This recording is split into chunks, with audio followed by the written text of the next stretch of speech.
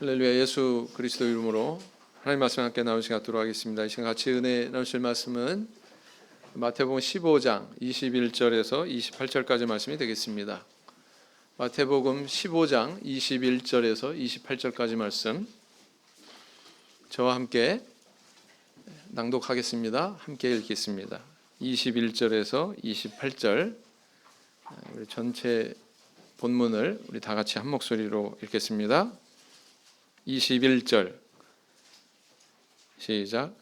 예수께서 거기서 나가사 두로와 시돈 지방으로 들어가시니 가나안 여자 하나가 그 지경에서 나와서 소리질러 가로되 주 다윗의 자손이여 나를 불쌍히 여기소서 내 딸이 흉악히 귀신 들렸나이다 하되 예수는 한 말씀도 대답지 아니하시니 제자들이 와서 청하여 말하되 그 여자가 우리 뒤에서 소리를 지르오니 보내소서.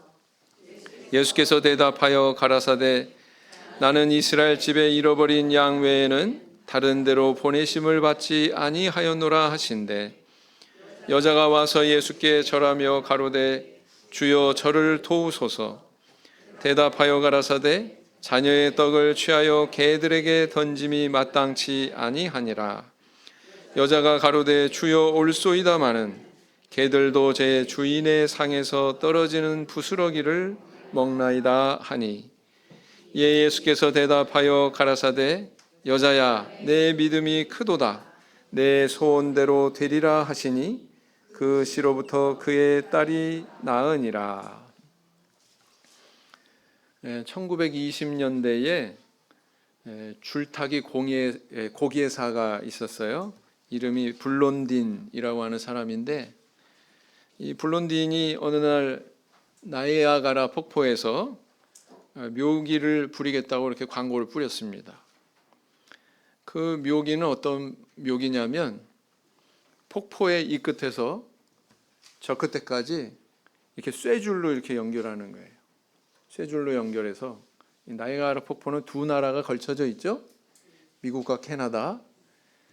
이 끝에서 저 끝까지 이렇게 매달아 가지고 그 위를 자전거를 타고서 횡단을 하는 겁니다. 그래서 이렇게 양국의 미국과 캐나다의 많은 국민들이 이 묘기를 보겠다고 수천 명이 몰려왔습니다. 드디어 이제 이 블론딘이 아슬아슬한 그 자전거 묘기를 이렇게 보이자 막 사람들이 막 우레와 같은 박수를 치면서 이렇게 환호했어요. 그 묘기를 끝내고서 다시 이제 블론딘이 마이크를 잡고 이렇게 말했습니다. 자, 이번에는 조금 더 어려운 묘기를 부리겠습니다. 어린아이를 목마를 태우고 자전거를 후진해서 반대쪽으로 가겠습니다. 이렇게 얘기를 했단 말이에요. 여러분 제가 이거 할 수 있다고 믿습니까? 그랬더니 군중들이 어떻게 얘기했을까요? 예, 믿습니다. 당신은 할 수 있어요. 막 이렇게 또 환호를 했다는 것입니다.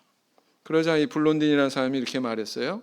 자, 그럼 여러분 가운데 7세 미만의 자녀가 있으신 분은 이리 한 사람 올려보내 주세요. 이렇게 이야기를 했더니 갑자기 군중이 조용해졌고 결국엔 한 명의 지원자도 없었다고 합니다. 이처럼 이 군중들의 모습을 보면 어때요? 입술로 이렇게 막 뭐 환호하고 막 이렇게 표현할 때는 그러한데 행동은 또 저러한 괴리가 되는 그런 순간이 있죠. 입으로는 믿는다고 하는데 정작 어떤 상황에 부딪히면 정말 내가 언제 믿음이 있었나 믿었나 싶게 그렇게 행동할 수 있는 경우도 있다는 것입니다. 우리 가운데 그런 모습이 있을 수 있죠. 네. 하나님은 그렇게 모순된 우리를 연단하시고자 때로는 우리를 아주 강하게 또 시험하신다라는 것입니다. 하나님이 인간을 시험하시는 이유는 뭐 우리를 괴롭게 하기 위해서 막 고통당하게 하기 위해서 멸망케 하시려고 그렇게 그런 목적으로 하시는 건 아니죠. 그 시험을 통해서 우리가 인내를 배우고 보다 더 강건해지고 굳건한 믿음 위에 서도록 하기 위해서 그래서 결국에는 하늘에 속한 신령한 복을 받게 하기 위해서 이렇게 주시는 거거든요. 신명기 8장 16절 말씀을 보시겠습니다. 신명기 8장 16절 말씀을 보시겠습니다.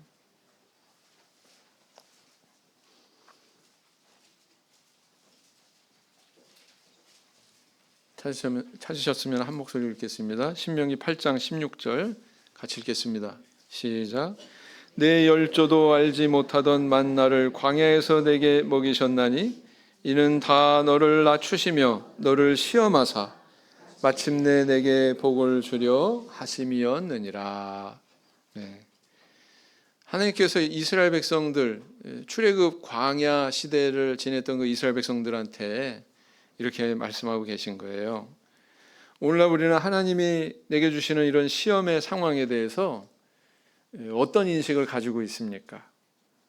그리고 또 우리는 어떻게 하면 그 시험을 잘 감내해서 하나님이 목적하시는 바 그런 신령한 복을 받아 누릴 수 있을까요?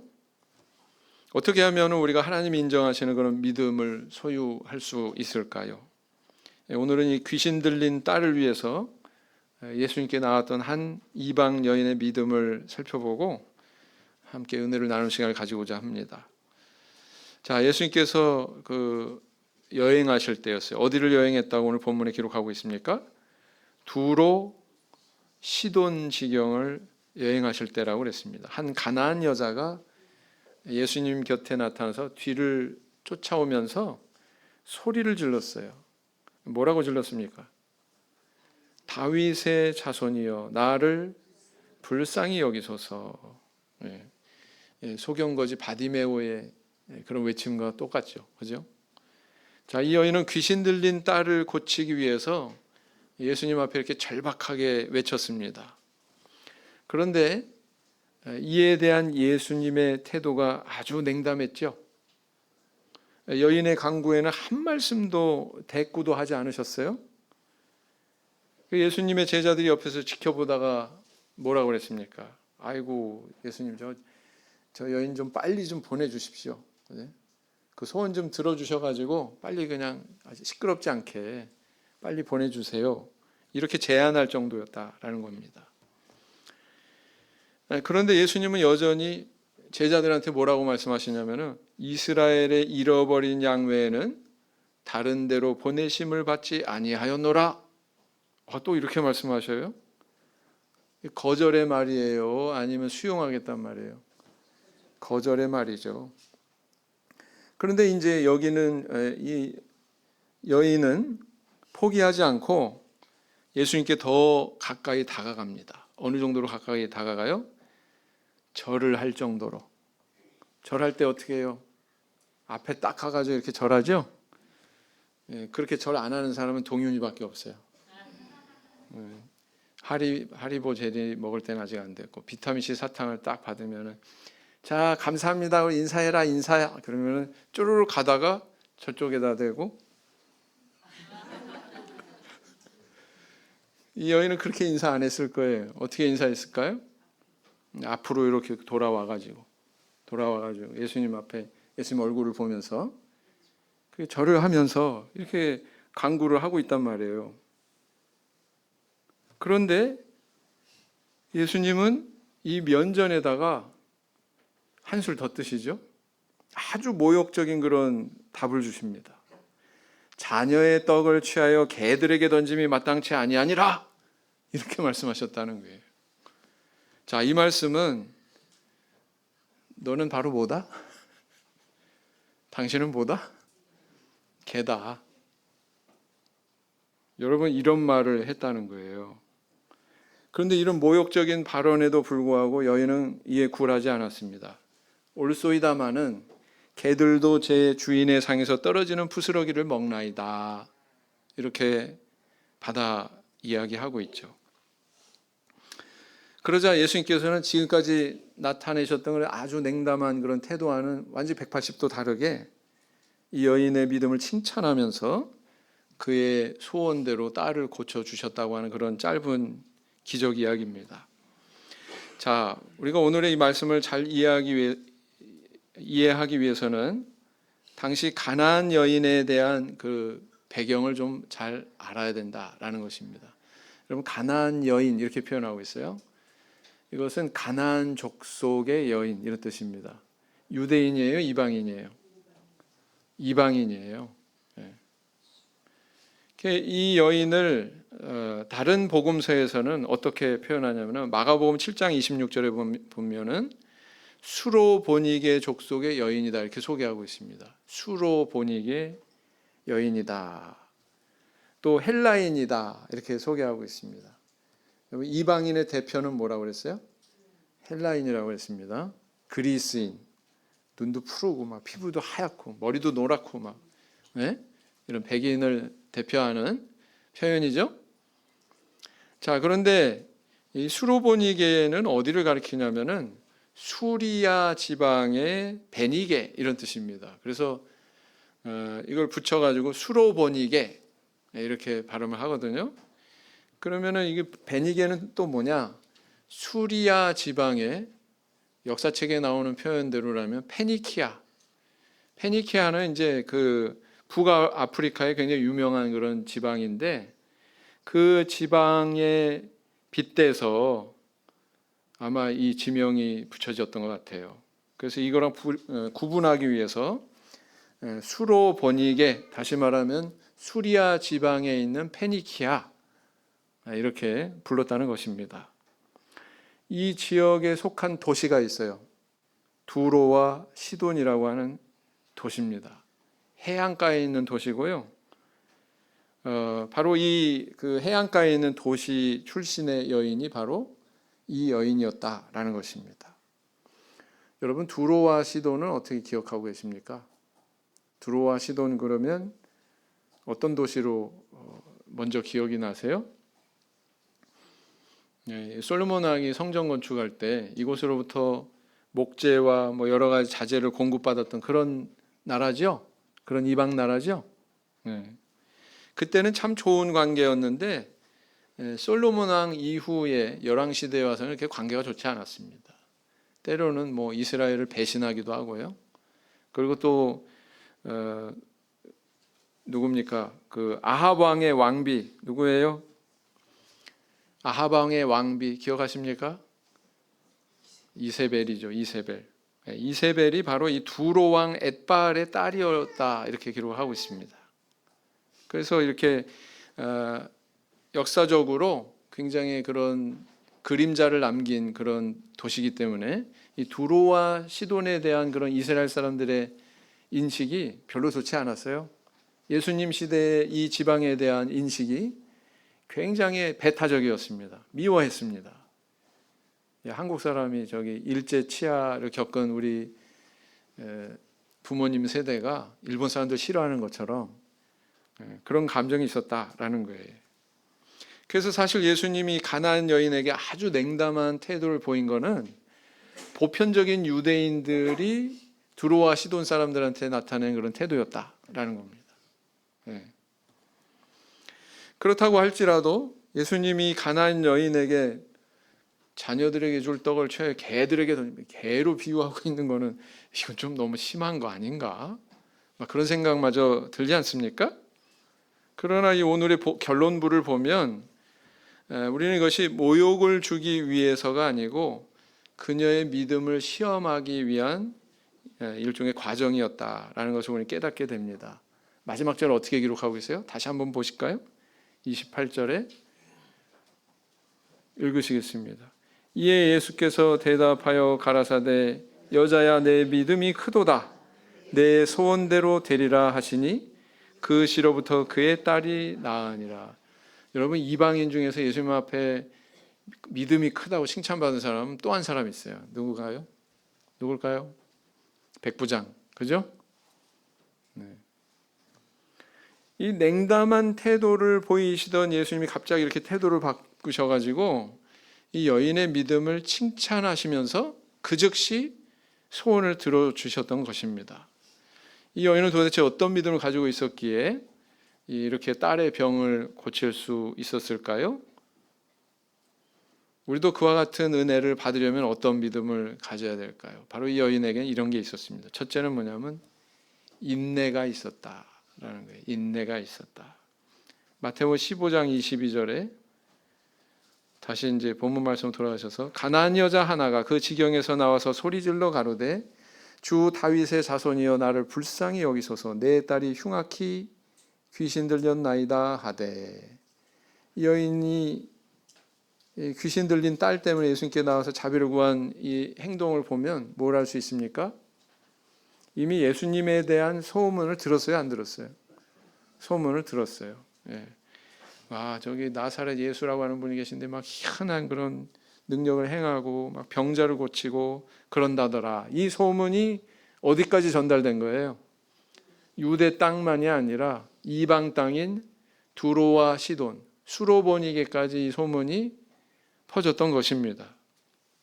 그래서 24절에 보면 아무도 모르게 하시려 하나 숨길 수 없더라. 이렇게까지 기록하고 있죠. 네. 그런데 이 가나안 여인이 예수님을 처음 부르는 호칭이 아주 인상적이에요. 예수님을 뭐라고 불렀어요? 다윗의 자손 이렇게 부르고 있습니다. 여러분 다윗의 자손이라고 부를 줄 아는 사람은 유대인이에요. 이스라엘 사람이에요. 그죠? 근데 이 여인의 입에서 뭐가 나와요? 다윗의 자손 소리가 나와요. 이 다윗의 자손이라고 하는 표현은 메시아 곧 그리스도에 대한 동의어입니다. 동의어. 똑같은 표현이에요. 근데 이 여인이 그것을 표현하고 있다는 사실입니다. 그래서 이렇게 그 믿음의 그런 요청을 하고 있건만 예수님은 아주 냉담한 태도를 나타내셨다라는 것입니다. 23절에 보면 뭐라고 기록하고 있어요? 한 말씀도 대답지 않았다. 이렇게 기록하고 있죠. 그래서 이 여인의 요청은 여기서 고개를 숙였습니까? 뒤로 후퇴했습니까? 아니요. 이런 태도에도 불구하고 계속됩니다. 2번, 3번까지. 맞죠? 네.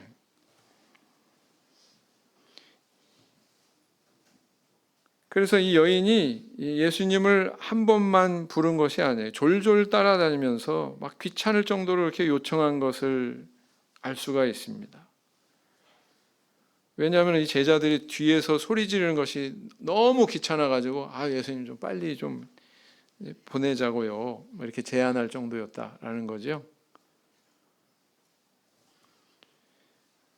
뿐만 아니라 이제 여인은 예수님 앞에 와서 직접 절하면서 구합니다. 25절 여자가 와서 예수께 절하며 가로되 주여 저를 도우소서.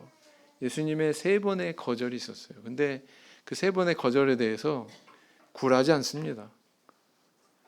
3번이 뭐예요? 계속해서 졸졸 따라다니면서 귀찮게 느낄 정도로 제자들이 괴로워가지고 호소할 정도로 그렇게 구했다라는 것입니다.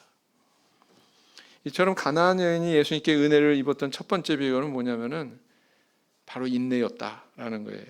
믿음은 어떻게 나타나요? 뭐 한 번, 2번 하고서 이렇게 돌아서는 게 아니라 계속 기도해야 되는 겁니다. 언제까지 간구해요? 들어주실 때까지. 들어주실 때까지. 우리 진명 형제 알겠죠? 들어주실 때까지. 네. 열왕 시대의 엘리야 선지자가 승천하기 전에 후계자를 지명을 합니다. 누구냐면 엘리사죠. 엘리사. 그런데 그렇게 지목된 엘리사가 참 집념이 대단해요. 엘리야 선지자 가는 곳마다 졸졸 따라다닙니다. 네? 이 수로보니게 여인처럼 졸졸 따라다녀요. 그래서 길갈에서 베델로 가면 엘리사도 길갈에서 베델로 쫓아가고, 다시 엘리야가 베델에서 여리고로 가면 또 엘리사도 베델에서 여리고로 가고, 그리고 또 여리고에서 또 요단으로 가면 그 스승을 쫓아서 또 엘리사도 똑같이 또 여리고에서 요단까지 따라가지요. 그죠? 이렇게 스승 엘리야 선지자를 후계자 엘리사는 계속 졸졸 따라다녔습니다. 남 쫓아다니는 게 쉬운 일이 아니에요. 그죠? 우리 어디서 만납시다. 먼저 출발하세요. 앞차, 뒤차가 따라가는 거 보통 일 아니에요. 그죠? 네. 그렇게 이제 엘리야가 이렇게 가는 곳마다 엘리사는 뒤따라갔고, 나중에 가서 결국은 이 엘리사를 뒤돌아보면서 내가 구할 것을 구하라 이렇게 얘기합니다. 구할 것을 구하라. 그때 엘리사가 구한 것이 무엇이었습니까? 열왕기하 2장 9절을 보겠습니다. 열왕기하 2장 9절. 열왕기하 2장 9절.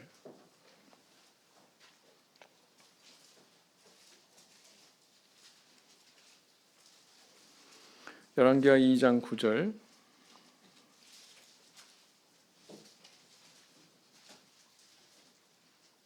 같이 읽겠습니다. 시작. 건너매 엘리야가 엘리사에게 이르되 나를 내게서 취하시기 전에 내가 내게 어떻게 할 것을 구하라. 엘리사가 가로되 당신의 영감이 갑절이나 내게 있기를 구하나이다. 주저함이 없었어요. 너 뭘 원하느냐? 내게 구하라. 그랬더니 엘리사 선지자는 딱 정확하게 구해야 될 것을 이렇게 구하고 있습니다. 여러분, 이렇게 엘리야 선지자의 후계자로 지목이 된 사람한테 가장 필요한 게 뭘까요? 바로 이거 아닐까요? 그걸 구하고 있습니다. 네. 정말 이 하나님의 선지자의 일을 감당하려면 스승이 했던 것보다 더 큰 그런 능력이 필요하다. 이 암울해져가는 이 시대를 보니까 나에게 더 큰 능력이 필요하다. 이렇게 느꼈던 것 같아요. 그래서 스승에게 이렇게 구해야 되는 것을 정확하게 구하고 있는 모습을 보게 되죠. 자, 이런 모습을 보면 어때요? 엘리야 선지자가 너는 이제부터 내 후계자 되라. 그래, 내가 너한테 갑절의 영감을 줄게. 이렇게 하지 않았어요. 그죠? 엘리야가 어떤 태도를 나타내는가 지켜보고 이곳저곳을 여행하면서 자신을 따르는 그 태도를 보고 그것을 확인하고는 나중에 가서 너 내게 구하는 것을 구해라. 이렇게 얘기했다는 사실입니다. 선지자가 후계자를 지목해서 세우는데도 이러한데 우리 하나님도 역시 마찬가지란 말이에요. 또 우리 창세기에 보면 야복강에서 천사와 씨름하던 인물이 있었죠.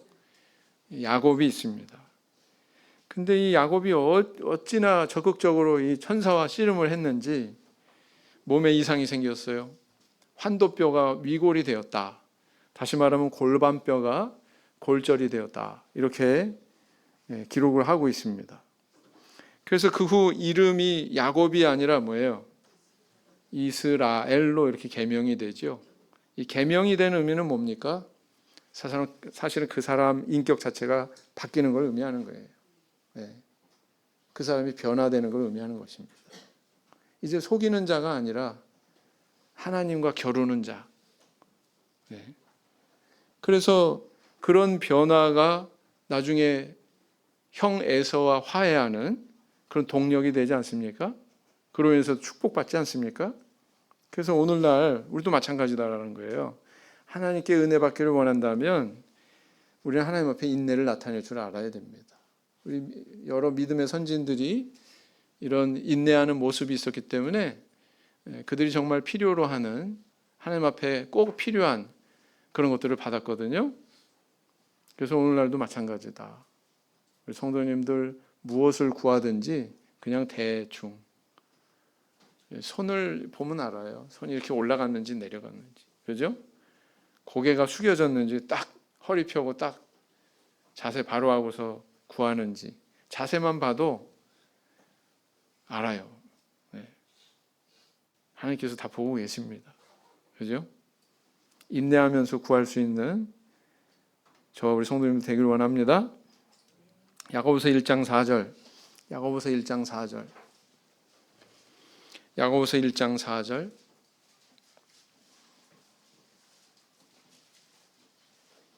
야고보서 1장 4절 같이 읽겠습니다. 시작. 인내를 온전히 이루라. 이는 너희로 온전하고 구비하여 조금도 부족함이 없게 하려 함이라. 했어요. 자, 두 번째는 뭐가 있었어요? 여인에게 겸손함이 있었습니다. 겸손함이 있었어요. 본문 말씀 26절 27절 보면 대답하여 가라사대 자녀의 떡을 취하여 개들에게 던짐이 마땅치 아니하니라. 여자가 가로되 주여 올소이다마는 개들도 제 주인의 상에서 떨어지는 부스러기를 먹나이다 하니 그랬어요. 우리 속담에 어떤 게 있죠? 지렁이도 밟으면 어떻게 한다고요? 꿈틀한다. 뭐 이런 말 있잖아요. 네. 여인이 예수님께 이렇게 절까지 이렇게 올리면서 간구했건만 예수님이 이 여인에 대한 그런 응답이 어떠했습니까? 야, 모욕도 이런 모욕이 없어요. 네. 아무리 유대인으로서 수로보니게 사람이 밉다고 하지만 세상에 또 역사 속에서 이렇게 원수 나라로 여러 가지 그림자진 그런 사건들이 많았다고 하지만 이런 모욕적인 발언을 하시다니, 야, 이 모욕적인 발언을 보면 예수님의 태도가 참 이상하죠. 예수님의 인격에 대해서 좀 다시 한번 생각하게 되는 그런 순간이다라는 것입니다. 예수님 과연 사랑이 풍성하신 분인가? 막 이런 의문이 들 수 있지 않습니까? 네.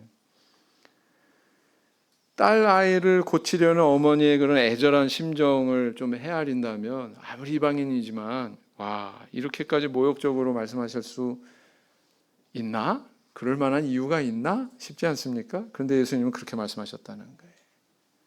놀라운 것은 예수님의 이런 발언보다도 이 여인의 태도입니다. 그 이후에 나타낸 이 여인의 태도예요. 그런 모욕적인 발언에도 불구하고 여인이 이렇게 대답합니다. 올소이다마는 무슨 뜻이에요? 선생님께서 나를 이렇게 부르는 것처럼 다윗의 자손이신 예수님이 나를 이렇게 부르듯이 난 그런 존재 맞아요. 이런 뜻 아니에요? 그죠? 그걸 그대로 받아요. 그 표현을 그대로 받고 있습니다. 나는 개라는 거죠. 우리는 여기서 이 여인의 겸손한 마음을 읽을 수 있습니다. 그리고 기지가 엿보이는 면도 있어요. 뭐냐? 유대인들은 개를 일컫는 단어가 두 가지가 있는데 첫째는 뭐냐면은 퀴온이 있습니다. 퀴온은 뭐냐면은 유기견이에요. 떠돌이 개를 퀴온 이렇게 호칭하고요. 집에서 막 이뻐하면서 쓰다듬고 말하자면 반려견에 해당되는 단어가 따로 있습니다. 퀴나리온 이렇게 부른다고 합니다. 근데 예수님이 뭐라고 그랬을까요? 퀴온 그랬을까요? 퀴나리온 그랬을까요? 퀴나리온 이렇게 하셨어요. 근데 여인은 그걸 놓치지 않았습니다. 옳습니다. 그렇지만 여인 말 안에서도 그걸 발견할 수가 있죠. 주인의 상에서 떨어진 부스러기를 먹나이다 이렇게 얘기하잖아요. 그러니까 퀴나리온이 맞죠. 네. 우리는 여기서 이 여인의 아주 겸손한 마음을 읽을 수 있습니다. 개는 개잖아요. 아무튼 퀴온이건 퀴나리온이건. 근데 이 여인이 그 말을 그대로 받아서 맞습니다. 그렇지만 개들도 제 주인의 상에서 떨어진 부스러기를 먹습니다. 은혜를 주세요. 제 간구의 목소리를 외면하지 말아주세요. 이렇게 지금 이야기하고 있는 거죠. 네. 그래서 사실은 예수님은 이 모욕적인 발언을 통해서 이 가나안 여인, 이 이방 여인의 겸손을 시험하고 계신 거예요. 네. 이 여인이 축복받을 수 있었던 두 번째 비결은 뭐냐? 바로 겸손에 있었다라는 것입니다. 여러분, 겸손은요, 머리가 좋은 것보다 훨씬 더 우리에게 우리의 인생을 보장하고 우리의 앞날을 더 축복되게 합니다. 우리의 인격이 우리의 실력보다 우리의 지성보다 그래서 더 중요한 거예요. 네. 요즘에는요, 기업이나 이런 데서요, 머리 좋은 사람 CEO들이 안 뽑아요. 어떤 사람 뽑냐면은 정직하고 성실하고 올바르고 이런 사람들한테 주목합니다. 왜 그런 줄 아세요? 지금은 다 잘 배워서 뭐 과외하고 뭐 어디 가고 스펙 쌓고 이러고 저러고 그래가지고 거기에요. 도토리 키재기예요. 근데 머리 좋은 사람이 마음 잘못 먹으면 어떻게 되는 줄 알아요? 회사 존폐가 왔다 갔다 해요. 어느 날 갑자기 막 뭐 컴퓨터로 접속해서 막 회사 기밀 같은 거 빼내가지고 막 팔아버리고요. 그래가지고 회사 쫄딱 망하게 하기도 하고요. 그런 일이 벌어지니까 야, 이건 머리 좋은 게 별로 중요한 게 아니구나. 도덕적인 게 더 중요한 거구나. 나중에서 이제 깨닫고서. 그래서 다 거기서 거기에요. 능력 같은 것들은. 근데 인격은 그 하루 아침에 갖출 수 있는 게 아니거든요. 그러니까 요즘에는 기준이 많이 달라졌습니다. 그걸 알아야 돼요. 미국의 메이저리그 한국 선수들이 진출하게 선구자적 역할을 한 야구 선수가 있죠. 우리 선생님들 다 알고 계시죠? 잘 모르시나 본데 성이 박씨입니다. 박씨. 예? 누구예요? 박찬호 선수. 박찬호 선수 뭐 코리안 특급 막 이런 별명도 있고 야구 실력도 이렇게 실력이지만 인격으로 칭찬 듣는 야구 선수입니다. 야구 그 심판들한테 메이저리그 그 야구 심판들한테 인격으로 칭찬받는 사람이에요. 대단하죠? 네. 그 막 자기 실력 믿고 막 툭하면 글러브 집어던지고 방망이 집어던지고 헬멧 벗어가지고 집어던지고 그런 선수들이 태반인데 심판한테. 근데 박찬호 선수는 다 경기 시작 전에 깍듯하게 모자 딱 벗고 가서 딱 목례하고 그리고 경기하거든요. 그리고 그렇게 난동 부리는 것을 본 적이 없습니다. 선수들끼리 뭐 조금 인종차별 뭐 이런 거에서 뭐 알력이 있는 적은 있었어도 심판한테 그렇게 무례하게 하고 경우 없이 그렇게 하고 그런 적이 없거든요. 그래서 이 구단주가 박찬호 선수한테 별명을 지어줬어요. 동양에서 온 앰베서더, 외교관. 여러분 대단하지 않습니까? 저는 뭐 몇 승을 하고 몇 승을 하고 그런 것보다 이게 더 소중하다고 봐요, 저는. 그렇지 않습니까? 네. 사람은 남이 자신을 깎아내리는 그런 말을 하면 당연히 불쾌해하고 불쾌하니까 뭐예요? 화낸다거나 아니면 등 돌려버린다거나 그게 바로 인지상정이에요. 네. 그런데 우리가 하나님 앞에 섰을 때는 달라야 됩니다. 하나님 말씀이 선포될 때 우리가 아멘으로 받을 수 있어야 되죠. 근데 똑같은 설교 말씀에도 어떤 성도님들은 하나님 말씀으로 이렇게 받는 반면 막 찌르는 말도 이렇게 하나님 말씀으로 달게 받는 반면 어떤 분들은 저거 나 들으라고 하는 소리 아니야? 저 내가 최근에 이런 일이 있었는데 저 어디서 들었지? 이렇게 오해하는 경우 있어요, 없어요? 네, 그러면 안 된다. 네. 다윗이 마치 심의의 저주도 달게 받은 것처럼 그 받을 줄 알아야 돼요. 겸손한 영혼은 어떤 사람이냐? 사람의 말조차 하나님 말씀으로 듣고 아멘 할 수 있지만 교만한 사람은 하나님의 말씀조차도 인간의 말로 여기고 뱉어버리는 그럴 수 있다라는 겁니다. 하나님은 어떤 자에게 은혜를 주세요? 가나안 여인처럼 나를 찌르는 말에도 개들에게 줄 떡을 취하여 이런 이야기 들을지라도 옳소이다 하고 긍정할 줄 아는 그런 자에게 은혜를 주신다라는 것입니다. 이런 겸손이 저울 성도님들의 것이 되기를 원합니다. 데살로니가전서 2장 13절. 데살로니가전서 2장 13절. 데살로니가전서 2장 13절. 같이 읽겠습니다. 데살로니가전서 2장 13절. 같이 읽겠습니다. 시작. 이러므로 우리가 하나님께 쉬지 않고 감사함은 너희가 우리에게 들은 바 하나님의 말씀을 받을 때에 사람의 말로 아니하고 하나님의 말씀으로 받음이니 진실로 그러하다. 이 말씀이 또한 너희 믿는 자 속에서 역사하느니라. 그 다음 세 번째, 주님의 긍휼과 자비를 신뢰해야 된다라는 것입니다. 이 여인은 주님의 긍휼과 자비를 신뢰했어요. 그래서 은혜 받을 수 있었습니다. 28절 마지막 절에 뭐라고 그랬어요? 이에 예수께서 대답하여 가라사대 여자야 내 믿음이 크도다 내 소원대로 되리라 하시니 그 시로부터 그의 딸이 나으니라 그랬어요. 지금까지 시종일관 냉담하셨던 예수님이 이 여인의 마지막 말 한마디에 완전히 180도 이렇게 뒤바뀌고 있는 것을 보게 됩니다. 오히려 이 여인의 믿음을 칭찬하시면서 그녀의 소원을 이렇게 들어주고 계시죠. 이 여인에게 인내가 있었다고 그랬습니다. 이 여인에게 겸손이 있었다고 그랬습니다. 그런데 이렇게 인내와 겸손을 가질 수 있었던 더 깊은 뿌리는 어디에 있었을까요? 그 뿌리는 어디에 있을까요? 그것은 내가 소문으로 이렇게 확인한 예수님은 저렇게 잔혹한 분이 아니야. 저렇게 냉담하고 저렇게 차가운 분이 아니야.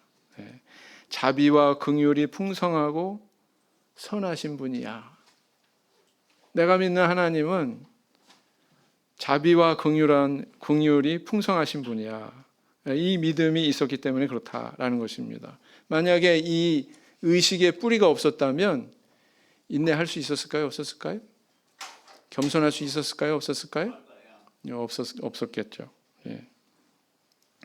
이 그분의 인격과 성품을 미루어 보건대 반드시 고쳐주실 것이다. 이런 확신이 있었고, 그래서 인내할 수 있었고, 그래서 겸손히 나아갔던 것이다 라는 것입니다. 이것은 오늘날 우리에게 교훈을 주고 있습니다. 우리는 예수님께 기도하기 전에 그분에 대해서 어떤 의식을 가지고 계신가요? 내가 이렇게 좀 부족하니까 하나님은 나한테 좋은 거 안 주실 거야. 부정적이고.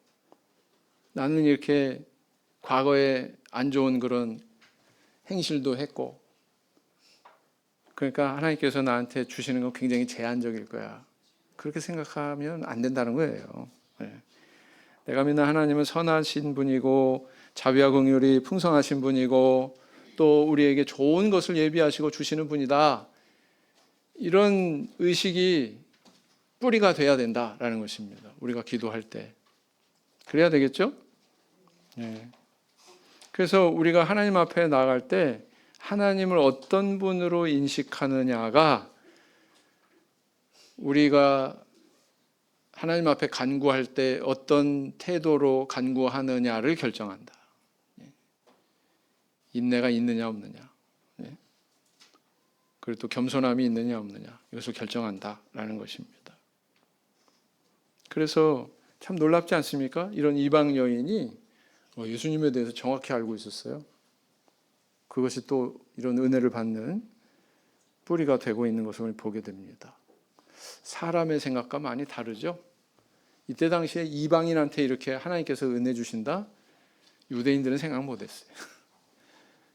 유대인들은 미처 생각 못했습니다. 그러나 하나님은 유대인의 하나님뿐이시뇨 이방인의 하나님도 되시느니라. 인식을 허무는 이런 기적을 주셨죠. 그래서 장차 앞으로 많은 이방인들이 구원의 대열에 들어올 것이다 라는 것을 이런 식으로 이 기적을 베푸는 걸 통해서 메시지를 전달하고 계신 겁니다. 제가 인천교회 신무할 때 임기 마지막 해에 몇 달 남기고서 교회에 전도된 분이 있었어요. 그분의 이력이 참 독특한데 조직폭력배 출신이었습니다. 갑자기 긴장하네. 이분이 이제 교회에 처음 오셨는데 짧은 스포츠 머리에 얼굴 동글동글하게 생기셔가지고 그 풍채도 막 커요. 손 굵기도 막 이만해요. 막 박집사 버금가요. 박집사님. 네. 그런 분이 왔습니다. 그런데 그렇게 외모만 그런 게 아니라 막 언변도 막 중간중간에 대화하다가 막 깜짝깜짝 놀래요. 저런 단어를 쓰시다니 우리는 잘 상상도 못하는 뭐 니본도로 그런 말씀을 쓰니까 막 대화하다가 막 깜짝깜짝 놀라는 겁니다. 뒤에서 막 서늘한 바람이 막 지나가고 그러는 거예요. 그리고 이제 저는 이제 임기를 마치고 이제 교회를 떠나왔죠. 근데 후임이신 목자님한테 이제 소식을 전해 들었는데 오래지 않아 세례를 받았습니다. 그리고 또 더불어서 성령까지 받았습니다. 여러분 놀랍죠? 예, 정말 저는 놀랐어요. 그 이야기를 듣고. 그리고 강대상에서 간증까지 했다는 뉴스를 접했습니다. 근데 그 간증할 때에 이분이 막 눈물도 흘리시고 막 그러시면서 이렇게 말했대요. 성령 받으니까 성도님들 한 분 한 분이 그냥 너무 예쁘게 보이시네요. 이렇게 얘기했답니다. 여러분 어떻습니까? 이런 사례를 보면 참 우리가 믿는 하나님 자비와 긍휼이 풍성하시죠? 우리한테 좋은 거 주시는 분 맞지요? 네. 이런 그 이력을 가진 분조차도 이렇게 하나님 백성 삼으시고 긍휼을 베푸시고 은혜를 주시는구나라는 것을 알 수가 있거든요. 하물며 우리 성도님들에게 좋은 거 주시겠습니까? 안 주시겠습니까? 네, 시편 103편 8절 말씀을 보시겠습니다.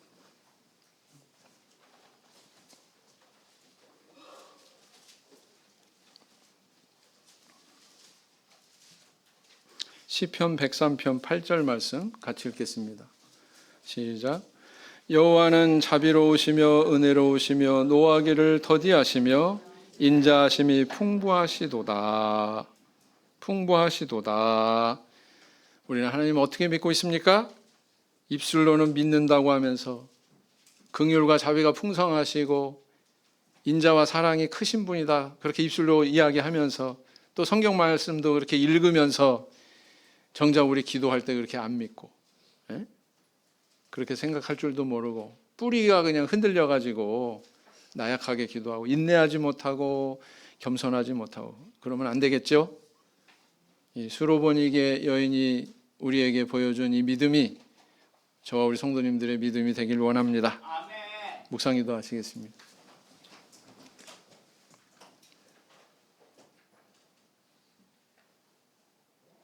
아멘.